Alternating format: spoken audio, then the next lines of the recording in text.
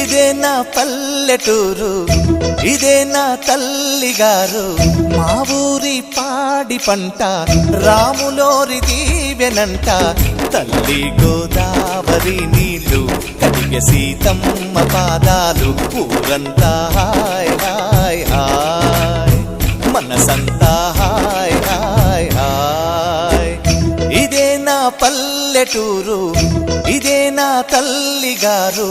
మా ఊరి పాడి పంట రాములోరి దీవెనంట.